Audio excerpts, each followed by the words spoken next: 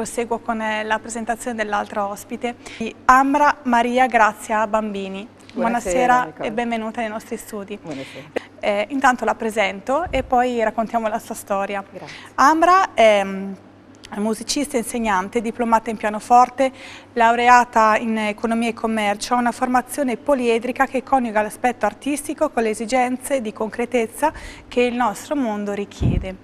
Allora, questo è, diciamo, il suo curriculum professionale, ma quello che mi ha colpito molto di più è la sua storia. Allora, alla vita, all'età di 33 anni, le ha portato un'esperienza molto intensa, un incidente in auto dove è volata fuori dall'abitacolo in seguito alla perdita del controllo della vettura che viaggiava a 140 km all'ora. Purtroppo sono esperienze che molto spesso non si possono raccontare. Ma lei invece è sopravvissuto, ha avuto una frattura multipla al braccio destro, se non ricordo male, e comunque a parte questo infortunio è rimasta praticamente illesa, un infortunio che però le ha provocato la paralisi della mano destra. Vuole andare avanti lei a raccontare? È stato un evento, come lei dice, molto, molto forte. In cui io ho colto l'opportunità di essere ancora al mondo, perché in effetti sono cose che, come ha detto lei giustamente, non si raccontano. È vero che ho avuto questa paralisi, io sono una pianista, quindi è chiaro che è stata una cosa molto, molto grande nella mia vita.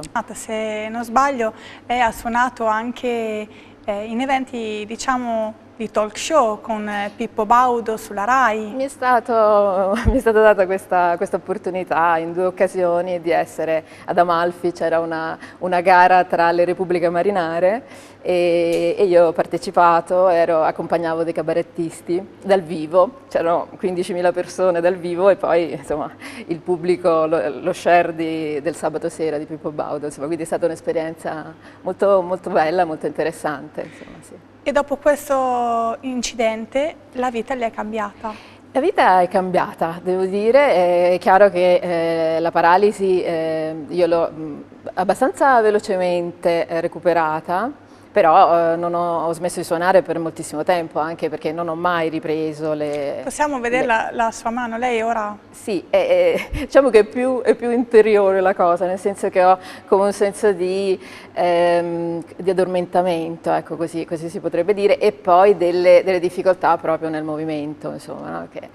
Però è stato veramente un'esperienza proprio di toccare la morte, perché effettivamente io ero convinta di morire, mi sono sentita volare fuori e in realtà volavo fuori dall'abitacolo e mi sono risvegliata sul prato a fianco risvegliata in realtà no, perché non ho perso i sensi, però ho aperto gli occhi e mi sono vista proprio come se qualcuno mi avesse appoggiato, come se un angelo mi avesse preso e mi avesse appoggiato, e l'unica cosa che avevo avuto come conseguenza era la rottura del braccio. Che però ecco, ha avuto poi la conseguenza della paralisi. E come esperienza è stata talmente potente, profonda, che veramente mi ha aperto degli spazi che prima io non conoscevo. E quindi devo dire che è stato anche un regalo della vita. So che può sembrare, no? Assurdo per certi versi. E ci è voluto molto tempo per poter ricominciare, no? A suonare, a toccare il pianoforte e anche a poter riproporre la musica però in una maniera diversa, spostandomi dall'esibizione, che è un po' quello che si impara nel conservatorio, no? Al fatto invece di poter suonare per toccare il cuore delle persone, per facilitare la possibilità delle persone di trovare il loro spazio interiore, la loro bellezza interiore, e questo è quello che io sto facendo adesso. Insomma. Ecco, lei, diciamo, ad una sentenza piuttosto forte che è quella della perdita dell'uso di una mano, la paralisi, ha reagito in maniera positiva. A quei tempi io avevo già questa predisposizione, però non conoscevo l'Ho'oponopono, che è una scoperta diciamo più recente, però a quei tempi avevo già una predisposizione ad accettare le cose e a vedere il risvolto che si nasconde dietro ad ogni evento pesante, no? che ci può accadere. E quindi ho colto, non so, ho cominciato a scrivere con la mano sinistra perché la destra era paralizzata, anziché guidare giravo a piedi e ho visto delle cose meravigliose nella mia città, insomma tanti aspetti che si sono aperti e rivelati e quindi insomma ho colto il positivo e io sono sicura che anche alla base della mia ripresa della mano in tempi molto molto più brevi di quelli che erano stati diciamo predetti dai medici, sia stato dovuto anche al fatto di questa mia positività, che è una parte della mia natura. Invece la tecnica dell'Ho'oponopono è qualcosa che ho scoperto recentemente e che sicuramente è in sintonia, diciamo, anche se da un punto di vista temporale mi è arrivata molto più tardi rispetto a questo evento, però in sintonia con una ricerca spirituale che io non ho mai interrotto, ho sempre continuato ad approfondire. E quindi l'Ho'oponopono fa parte di un grande dono che mi è arrivato ecco, oggi infatti lei ci presenterà questo CD che è inciso e che contiene musica al pianoforte accordato con l'intonazione naturale a 432 Hz sì. E che è scaturito appunto dalla sua esperienza, conoscenza con questa tecnica Ho'oponopono, sia personale che attraverso il lavoro con alcuni allievi. Sì. Esattamente, con le persone con cui lavoro. In realtà io l'ho utilizzata su una mia situazione personale molto complessa e mi ha dato dei risultati talmente meravigliosi che poi l'ho ovviamente proposta alle persone con cui lavoro, perché è bello poter diffondere qualcosa che funziona veramente. Quindi è una tecnica veramente straordinaria, molto semplice, come diceva lei, viene dalle Hawaii, e ha la possibilità di essere usata in qualsiasi momento e ha proprio dei risvolti di funzionamento, cioè proprio di risoluzione straordinari. Ecco, questa è la mia esperienza. Le chiedo gentilmente se può spiegarci come funziona all'interno di questa trasmissione questa tecnica Ho'oponopono e poi come lei l'ha avvicinata, l'ha ampliata, certo, con diciamo, l'ausilio della musica. Certo. E tra le altre cose la vedremo anche suonare al piano. Noi qua abbiamo un pianoforte a coda. Volentieri. La invitiamo poi a salire sul palco e a fare una sorta di meditazione un po' breve con lei. Sì, sarà, sì. Daremo dei piccoli spunti. Benissimo, dei piccoli, grazie. Intanto la ringrazio, Ambra, e proseguiamo e parliamo della tecnica Ho'oponopono che lei ha diciamo, approfondito anche con l'ausilio della musica, del pianoforte. Mi piace agganciarmi a quello che ha detto il professore, di questo discorso del contrasto, perché è una cosa che mi risuona molto rispetto a tutto quello che studio e su cui lavoro. Che l'Ho'oponopono effettivamente si basa su un principio molto particolare, che è il fatto che qualsiasi cosa che accada nella nostra vita è al 100% una nostra responsabilità. Che è un principio sicuramente molto forte. Quindi anche l'incidente che le è accaduto? Assolutamente sì. Perché? Assolutamente sì.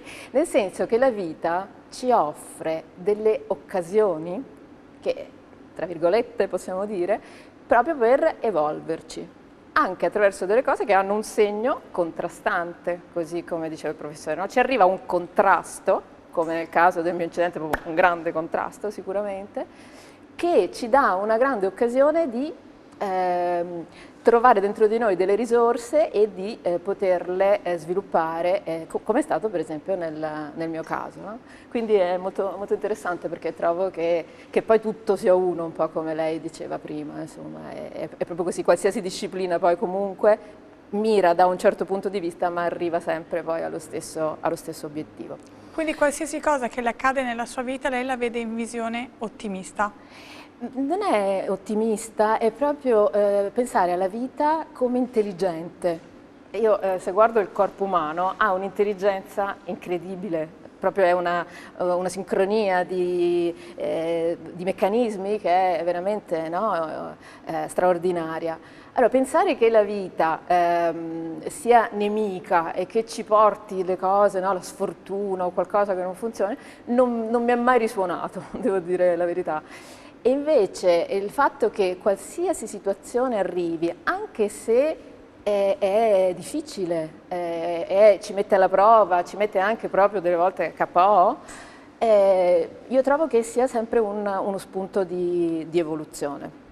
Allora, l'Ho'oponopono in questo senso dice: noi siamo molto inquinati, tra virgolette, da tante cose che non sappiamo accettare, che non girano giuste, situazioni che non vanno come noi vorremmo. E c'è bisogno di muoversi verso una pulizia.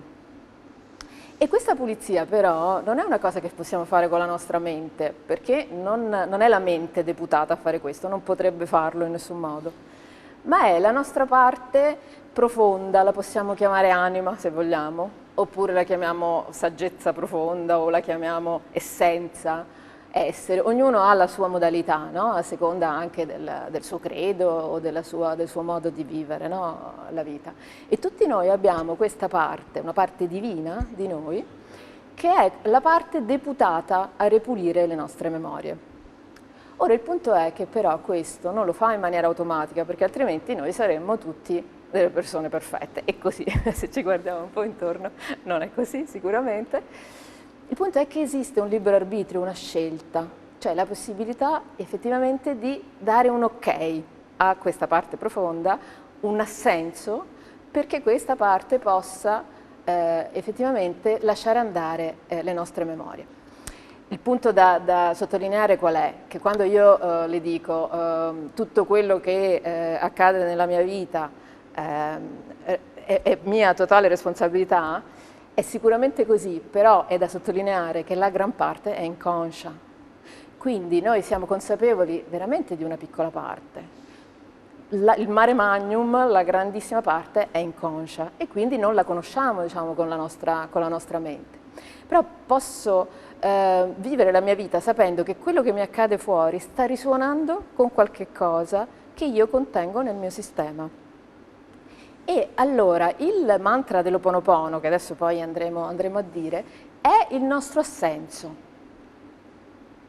Dico alla mia parte profonda: ok, sono d'accordo di prendere la responsabilità e che tu possa ripulire queste parti, lasciarle andare. E questo è il mantra o ce n'è proprio? Allora, il mantra è formato da 4 piccole frasi e questa è la versione occidentale, perché in realtà dalle Hawaii arriva il solo ti amo, che è l'ultima frase, che è il punto di arrivo, è l'apice, diciamo, no? E da noi è stato occidentalizzato, perché effettivamente possiamo sicuramente immaginare che alle Hawaii si vive in una maniera un po' diversa rispetto a noi e che c'è un ritmo di vita molto diverso, sicuramente più sereno, no? Abbiamo queste immagini delle hawaiane con le collane di fiori, ma anche per esempio gli sciamani hawaiani, che sono gli huna, sono degli sciamani molto amorevoli. È sicuramente una terra più vicina all'amore di quanto sia purtroppo la nostra società. E allora da noi il mantra è formato appunto di 4 piccole frasi. La prima è mi dispiace, la seconda è ti prego perdonami, la terza è grazie e la quarta è ti amo, che è poi, come dire, la preparazione come un'onda che arriva all'apice, che è il ti amo, e poi ricomincia, no? Come le onde, ritorna ad una fase di stasi e poi riparte. Quindi questo è il mantra nella versione, diciamo, occidentale e completa. Immaginiamo di avere un conflitto con un'altra persona, perché forse è la cosa più semplice da rappresentare. Quando qualcuno mi sta facendo qualcosa, dico tra virgolette, perché se accetto l'ipotesi che tutto dipende da me, è chiaro che io ne faccio parte, no? Però nella percezione diciamo comune rispetto a tutto quello che ci è stato insegnato da sempre, fin da quando eravamo piccoli, io mi sento vittima e l'altro è il cattivo. È così che percepiamo quando qualcuno ci fa qualcosa di pesante. Essenzialmente, quando si segue un percorso spirituale, poi da qualsiasi parte arriva sempre un po' la stessa concezione di fondo, di base, che in realtà non esistono persone cattive, ma esistono solo persone sofferenti. Quindi in realtà la manifestazione pesante che io subisco arriva da una sofferenza e non da una scelta.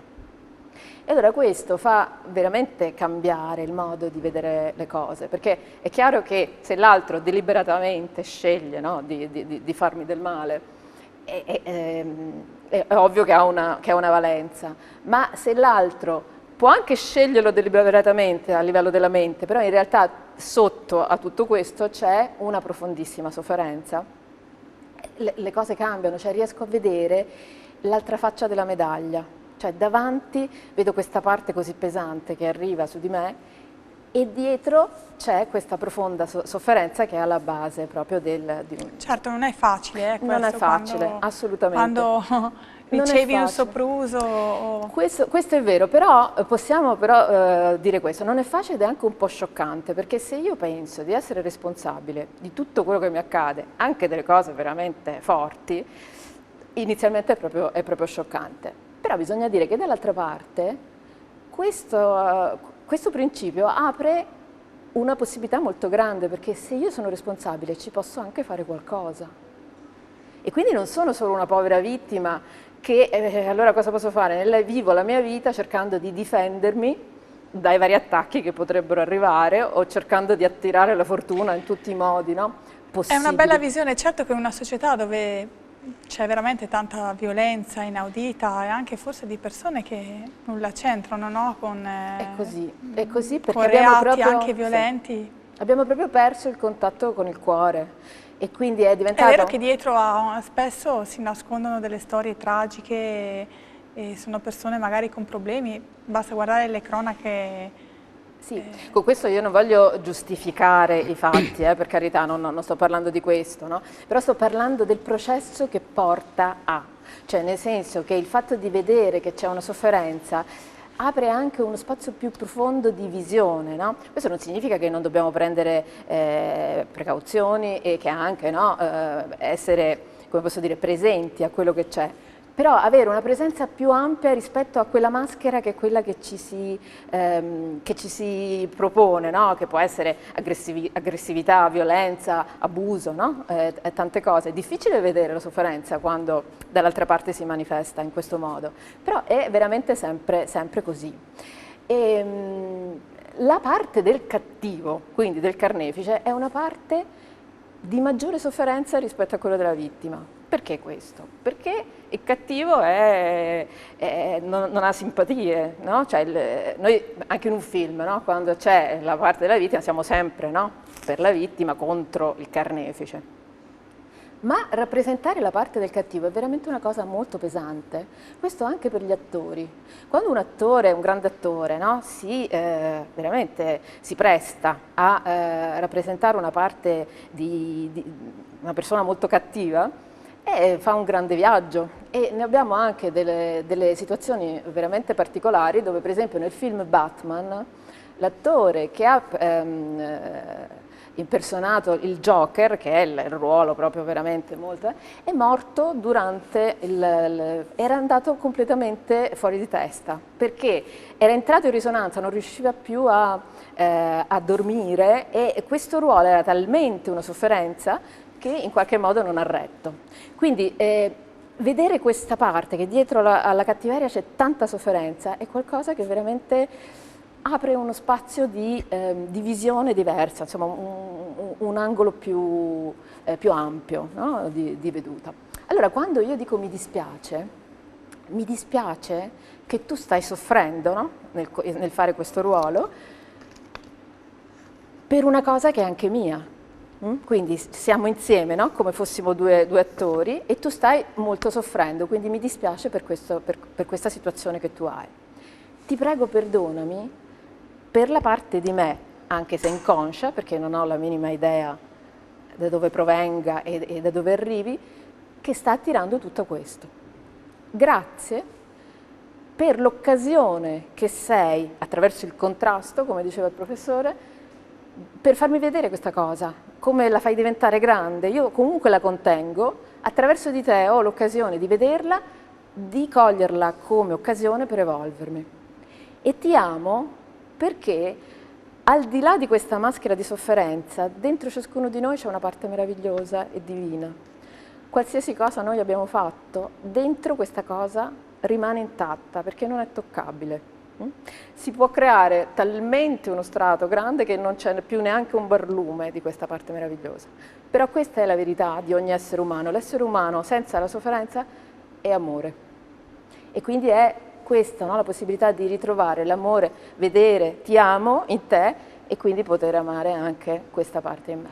Ecco, questa meditazione è molto, diciamo, amplificata se viene effettuata con della musica in supporto, è stato, in accompagnamento. Diciamo, naturale per me, essendo una musicista, di applicare la musica a questa meditazione e mi è venuto proprio di come costruire. Io sono anch'io una sannyasin e quindi amo il maestro Osho e quindi ci sono state molte meditazioni che lui ci ha regalato e che abbiamo l'opportunità di poter... e sono sempre fatte a fasi, no? Nel senso che ogni cosa apre l'altra e questa è una cosa che mi ha sempre molto risuonato e così praticamente è stato, cioè di poter fare un viaggio. Allora c'è una prima fase dove io suono la campana tibetana e la campana tibetana è un suono che apre. Io lo immagino come un viaggio dentro di sé, no? La persona... Sentiamo se c'è nel CD la campana tibetana? Sì. Magari sì. Se la regia è pronta, non certo. so se... È la prima traccia. La prima traccia? Sì. Vediamo, intanto se vuole avanti... Sì, è il momento in cui la persona si centra sulla sua situazione difficile. Quindi lo fa nella sua maniera, potrebbe essere attraverso il vedere una situazione, attraverso il sentire delle voci o dei suoni, attraverso invece sentire una propria sensazione connessa. Questa è la campana. Sì, la sentiamo, intanto la lasciamo andare in sottofondo. Ecco, e quindi è il momento proprio per centrarsi, perché la campana apre e allora la persona comincia a entrare dentro, no?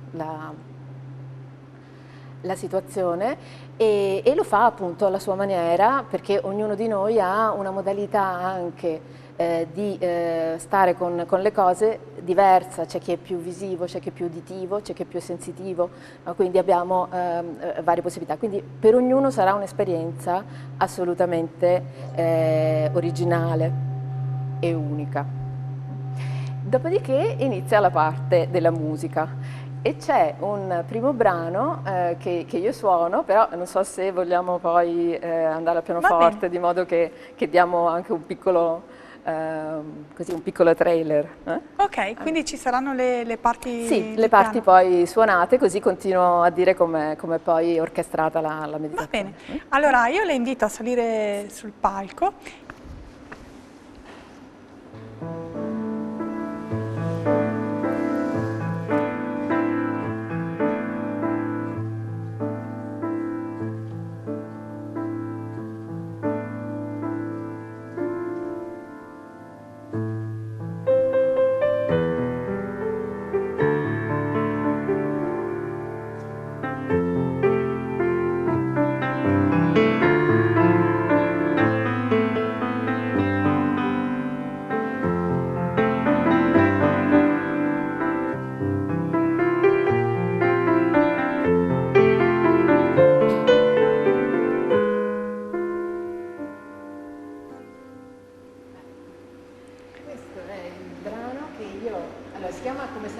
Ed è di Giovanni Allevi.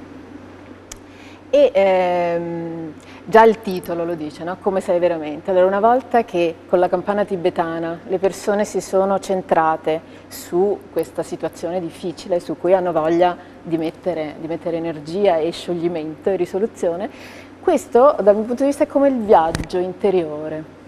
Se si sono centrati su una situazione difficile, incontreranno nel loro viaggio interiore con facilità delle sensazioni un po' difficili come rabbia, un senso di vendetta, oppure un senso di impotenza o del rancore, sono tutte cose, diciamo, un po' pesanti. Questo non è quello che noi siamo veramente, perché noi siamo altro. Però come fossimo dei turisti, no? Viaggiamo attraverso questi scenari che sono dentro di noi quando abbiamo evocato qualcosa di pesante, alla ricerca però di quella parte di noi serena. Io la immagino un po' come un lago sereno, un lago profondo, e questa musica aiuta molto a fare proprio questo passaggio. Una volta giunti, faccio una provocazione un po' forte e suono una musica di Beethoven. Allora, Beethoven era un grandissimo genio, ma aveva una grandissima difficoltà di vivere, perché non riusciva a stare al mondo, diciamo. Aveva sempre delle manifestazioni di grande dolore, di grande, proprio come dicevamo prima, cattiveria, mettiamola così, no? Pur avendo un genio e un'anima ovviamente incredibile che si è rivelata attraverso la sua musica. E ha saputo mettere nella musica, come nessun altro dal mio punto di vista, tutti i contrasti emotivi più forti che possono essere immaginabili. Cioè, veramente lui era proprio grandissimo, no? In questo. Allora, qual è la mia provocazione in un certo senso? In uno spazio protetto, avendo evocato e avendo viaggiato dentro, di poter lasciar muovere qualsiasi cosa, no? Che normalmente teniamo trattenuta, potrebbe essere la rabbia, la situazione, cioè, e la musica di Beethoven la muove molto. Io adesso faccio proprio un breve...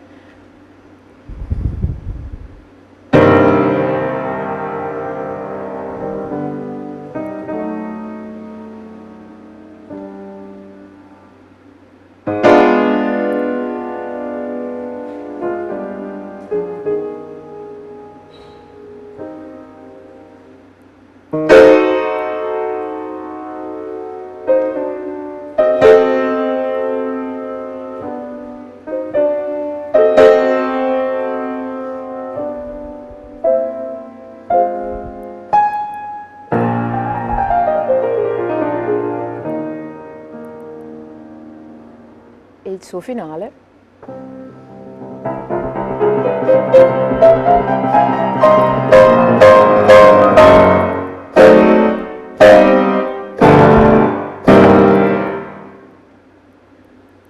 Quindi molto... Molto vissuto. Sì, cioè proprio... Allora chiaramente le persone hanno modo proprio di lasciare emergere queste cose che normalmente sono tenute sopite perché non sono concesse in qualche modo, no? La rabbia è molto... Dopo c'è l'esplosione. Trattenuta. L'esplosione finale. A questo punto siamo cotti, appuntino, tra virgolette, per poter iniziare. Allora, io dico a voce alta, mi dispiace. E le persone durante il brano, che è un notturno di Chopin è sempre stato proprio la tristezza nel massimo della sua arte, no? Quindi le persone durante tutto il brano ripetono mi dispiace, mi dispiace, mi dispiace, cioè entrano in questa energia di questo primo pilastro del mantra. Quindi se vuole dirlo mentre... Io non riesco a dirlo mentre...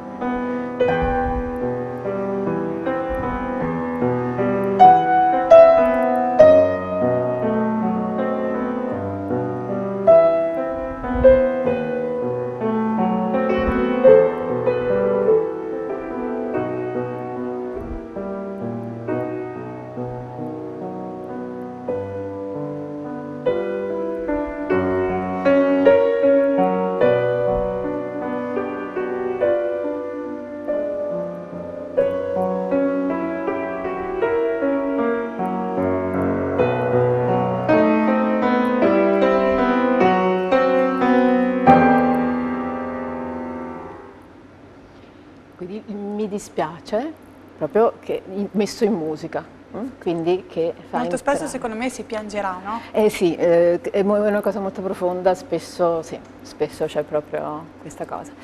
Poi per il ti prego perdonami, che in un certo senso è ti prego di perdonarmi per quella parte che io però non ricordo proprio, no? Quindi potrebbe essere di un passato della mia vita che non ricordo, potrebbe essere di una vita passata, Il nostro karma. se ci si crede, perché ognuno poi ha diritto, no? Ma comunque anche se ci rifacciamo a Jung c'è l'inconscio collettivo e quindi siamo connessi comunque con tutte le difficoltà successe, no? Da Adamo ed Eva fino a noi. Chiunque, no? Di noi contiene dentro tutte, no? Le difficoltà. Allora io ho scelto di Ludovico Einaudi In un'altra vita, che fa proprio, no? Sentire in un certo senso proprio questo aspetto di qualcosa che appartiene ad un'altra vita, in un certo senso. È divisa in 3 parti, accenno un po' le 3 parti.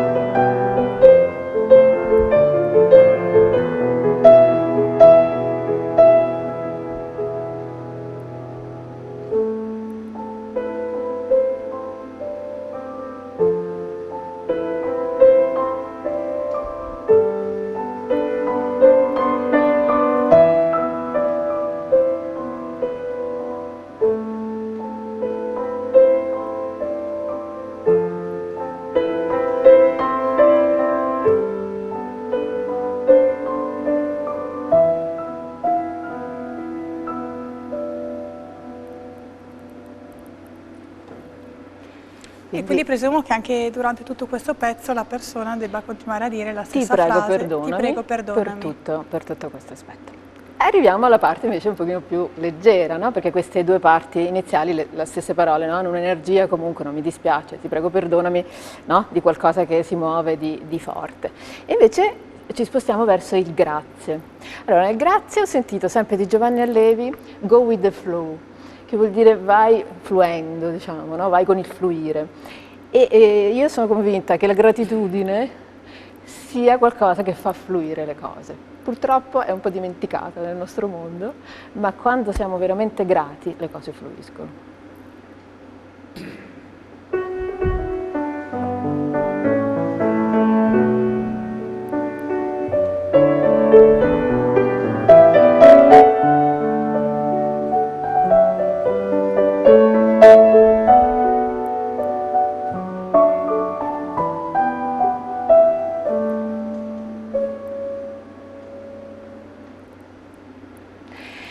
Ed ecco che siamo arrivati alla fine dell'onda, alla preparazione del ti amo. E allora per il ti amo io proprio ho sentito risuonare il chiaro di luna di Debussy, perché è proprio un ti amo universale, non solo il ti amo romantico, sicuramente anche quello, ma proprio il ti amo, la bellezza, la dolcezza che c'è in ciascuno di noi.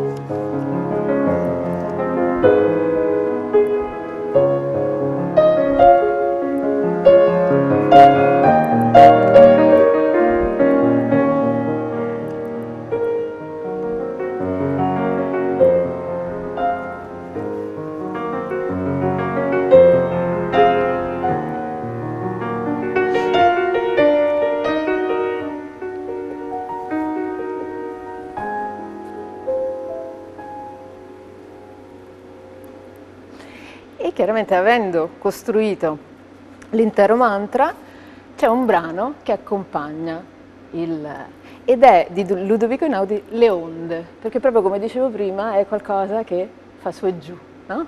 Si fa tutto il mantra, si arriva al ti amo, poi si ritorna giù e si ricomincia.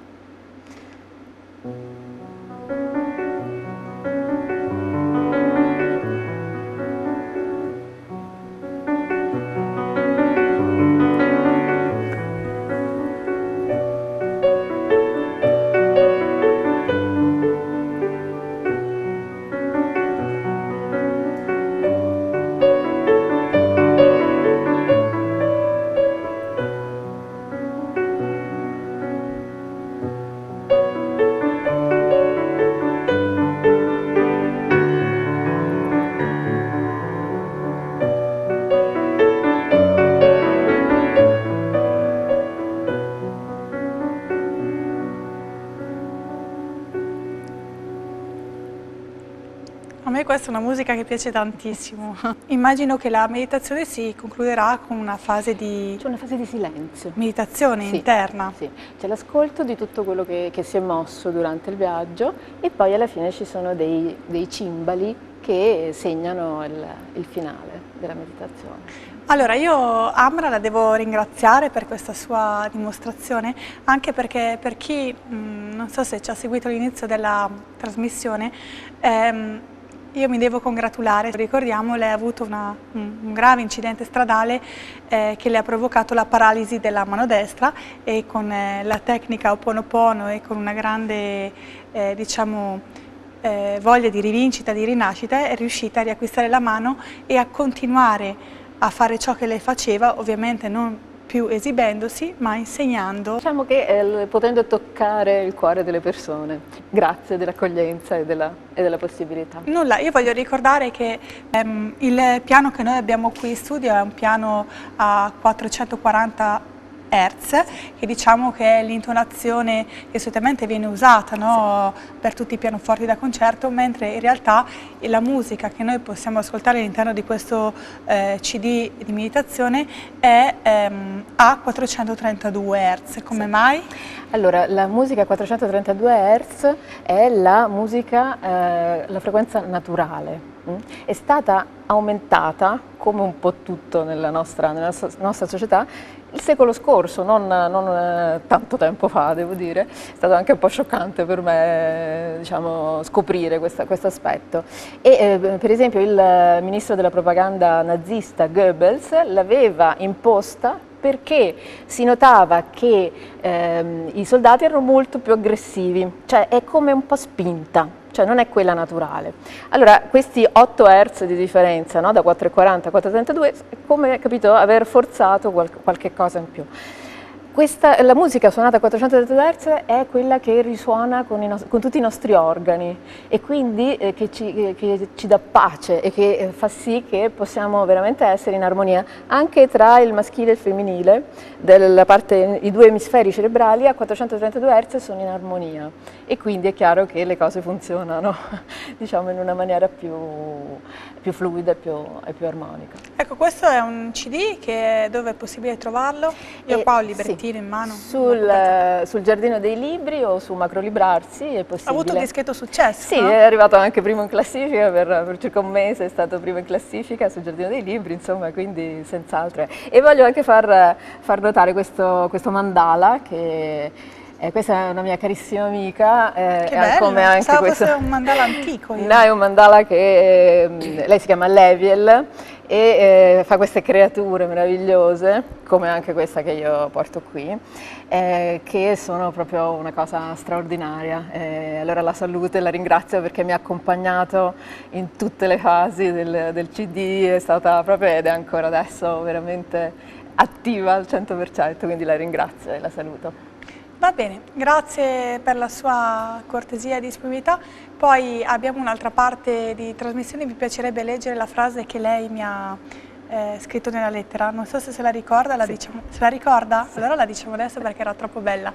So che lei ha voluto dedicare questo CD, Sì, a tutte le persone che sentono di avere un handicap sia fisico che psicologico, perché l'handicap può essere, no? a vari livelli, perché veramente possano trovare la loro strada, che esiste sempre, per esprimersi malgrado qualsiasi difficoltà. Ecco questo, così come è accaduto a me. Per esempio lei aveva questo grande handicap fisico ed è riuscita a superarlo, e l'abbiamo visto che l'ha superato anche con grande disinvoltura e capacità, esibendosi qua con noi live, dal vivo in studio. Grazie Angela, dell'accoglienza. perché è stata davvero brava. Comunque penso che avremo quello di Amra, Maria Grazia Bambini, che la mail che state vedendo è mariagrazia.bambini@gmail.com. Potete trovare anche le sue informazioni sul sito Oponopono di Facebook, su questo social network, e cercando Riconnessione Profonda. Tra le altre cose lei terrà un incontro il 15-16 marzo 2014 proprio sulla riconnessione profonda, e possono trovare tutte le informazioni sul sito internet ilcampus.it/seminari/Oponopono. Giusto? Sì, ultima battuta? Grazie dell'accoglienza, questo mi viene La ringrazio.